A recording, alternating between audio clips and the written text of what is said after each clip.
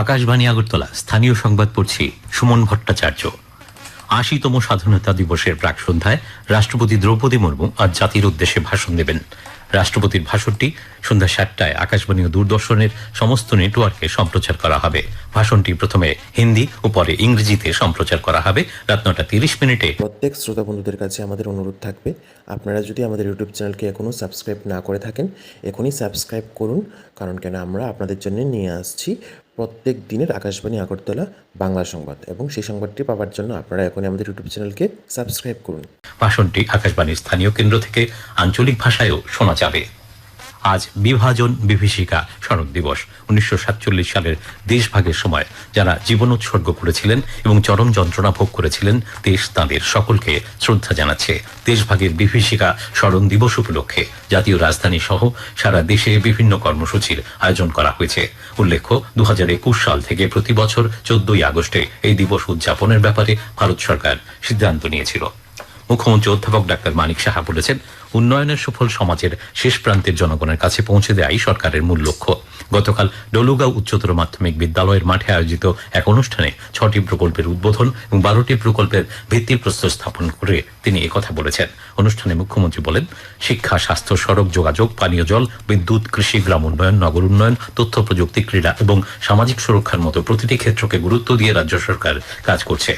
মুখ্যমন্ত্রী clean and green ঊনকোটির উদ্যোগের প্রশংসা করে বলেন, ঊনকোটির ঐতিহাসিক প্রত্নতাত্ত্বিক ও ধর্মীয় ঐতিহ্যকে সামনে রেখে পর্যটন পরিকাঠামোর উন্নয়ন করা হচ্ছে। তিনি আরো বলেন, কৈলাসহর বিমানবন্দরের রানওয়ের দৈর্ঘ্য বৃদ্ধির বিষয়টি নিয়ে কেন্দ্রীয় সরকারের সঙ্গে আলোচনা চলছে এবং প্রয়োজন হলে জমি অধিগ্রহণে রাজ্য সরকার সহযোগিতা করবে। রাষ্ট্রপতি দ্রৌপদী মুর্মু গতকাল নতুন দিল্লিতে ২০২৪ ও ২০২৫ সালের সঙ্গীত নাটক আকাদেমি ফেলোশিপ ও পুরস্কার প্রদান করেছেন। সঙ্গীত, নৃত্য, নাটক, লোক ও আদিবাসী শিল্প সহ বিভিন্ন শিল্পকলায় অসামান্য অবদানের স্বীকৃতি হিসেবে ১১৫ জন শিল্পীকে সম্মানিত করা হয়েছে। সংসদের বাদল অধিবেশন গতকাল শেষ হয়েছে। বন্দে মাতরম গাওয়ার পর লোকসভা ও রাজ্যসভার অধিবেশন অনির্দিষ্টকালের জন্য মুলতবি ঘোষণা করা হয়। সংসদে উপস্থিত ছিলেন প্রধানমন্ত্রী নরেন্দ্র মোদী, কেন্দ্রীয় স্বরাষ্ট্রমন্ত্রী অমিত শাহ, প্রতিরক্ষা মন্ত্রী রাজনাথ সিং, লোকসভার বিরোধী দল নেতা রাহুল গান্ধী প্রমুখ। সংসদের বাদল অধিবেশন শুরু হয়েছিল ২০ জুলাই। দেশাত্মবোধ ও জাতীয় পতাকার প্রতি শ্রদ্ধাবোধ জাগ্রত করার লক্ষ্যে হর ঘর তিরঙ্গা কর্মসূচির অঙ্গ হিসেবে গতকাল তেলিয়ামুড়া ব্লক কার্যালয়ের উদ্যোগে এক বর্ণাঢ্য ত্রিরঙ্গা র্যালি অনুষ্ঠিত হয়। বর্ণাঢ্য এই র্যালিটি লক্ষ্মীপুর গ্রাম পঞ্চায়েত এলাকা থেকে শুরু হয়ে বিভিন্ন পথ পরিক্রমা করে। এদিকে হর ঘর তিরঙ্গা কর্মসূচির অংশ হিসেবে এই দিনে মুঙ্গিয়াকামি ব্লকের উদ্যোগে এক বর্ণাঢ্য তিরঙ্গা র্যালি অনুষ্ঠিত হয়। এই কর্মসূচির আওতায় মুঙ্গিয়াকামি এইচএস স্কুল মাঠে ছাত্রছাত্রীদের মধ্যে ৪০০ মিটার দৌড় প্রতিযোগিতারও আয়োজন করা হয়।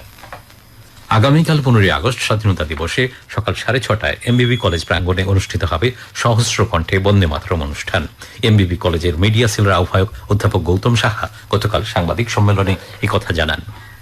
স্বচ্ছ ভারত মিশন প্রকল্পের কাজ পর্যালোচনার জন্য গতকাল বকাফা বিআরসি হলে বকাফা পঞ্চায়েত সমিতির এক সভা অনুষ্ঠিত হয়। সভায় বকাফা পঞ্চায়েত সমিতির চেয়ারম্যান কৃষ্ণা রিয়াং সহ অন্যান্য বিভিন্ন স্তরের জনপ্রতিনিধি ও আধিকারিকরা উপস্থিত ছিলেন। সভায় আলোচনাক্রমে বিভিন্ন সিদ্ধান্ত গ্রহণ করা হয়। রাজ্য বিধানসভার অধ্যক্ষ রামপদ জমাতিয়া গতকাল গোমতী জেলার পিত্রাকামিতে কিল্লা একলব্য মডেল রেসিডেন্সিয়াল স্কুলের নবনির্মিত ভবনের দ্বারোদ্ঘাটন করেছেন। অনুষ্ঠানে উপস্থিত ছিলেন জনজাতি কল্যাণ মন্ত্রী বিকাশ দেববর্মা। ১৪.৯৩ একর জমিতে স্কুলটির নতুন ভবন নির্মাণে ব্যয় হয়েছে ৪৮,৮৫,০০,০০০ টাকা। এইচআইভি এইডস সম্পর্কে জনসচেতনতা বৃদ্ধি এবং এইচআইভি মুক্ত সমাজ করার অঙ্গীকার নিয়ে স্বাস্থ্য পরিবার কল্যাণ দপ্তর এবং ত্রিপুরা এইডস কন্ট্রোল সোসাইটির যৌথ উদ্যোগে গতকাল ধলাই জেলার আমবাসায় মিশন এইডস সুরক্ষার অধীনে জনসচেতনতামূলক পদযাত্রা এবং সচেতনতামূলক আলোচনা সভার আয়োজন করা হয়। আলোচনা সভায় সরকার পরিচালিত স্বাস্থ্যকেন্দ্রগুলিতে এইচআইভি পরীক্ষা ও চিকিৎসার সুবিধার বিষয়ে আলোকপাত করা হয়। কমনওয়েলথ জুডোতে সোনাজয়ী অস্মিতা দিকে গতকাল বিলোনিয়া ক্রিকেট অ্যাসোসিয়েশনের পক্ষ থেকে সম্বর্ধনা জ্ঞাপন করা হয়। সম্বর্ধনা অনুষ্ঠান শেষে অস্মিতা দে বিলোনিয়ার বিদ্যাপীঠ জুডো প্রশিক্ষণ কেন্দ্রে যান এবং জুডো প্রশিক্ষার্থীদের উৎসাহ দেন। আবহাওয়ার খবর। আজকের আকাশ সাধারণত মেঘলা থাকবে। রাজ্যের সিপাহীজলা দক্ষিণ জেলায় ভারী বৃষ্টিপাতের সতর্কতা জারি করেছে আবহাওয়া দপ্তর। আজ দিনের সর্বোচ্চ তাপমাত্রা ৩৫°C কাছাকাছি থাকতে পারে। ভোরের সর্বনিম্ন তাপমাত্রা ছিল ২৬.১°C। স্থানীয় সংবাদ এখনকার মতো শেষ হলো। পরবর্তী বাংলা স্থানীয় সংবাদ প্রচারিত হবে সন্ধ্যে ৭টা বেজে ৫৫ মিনিটে।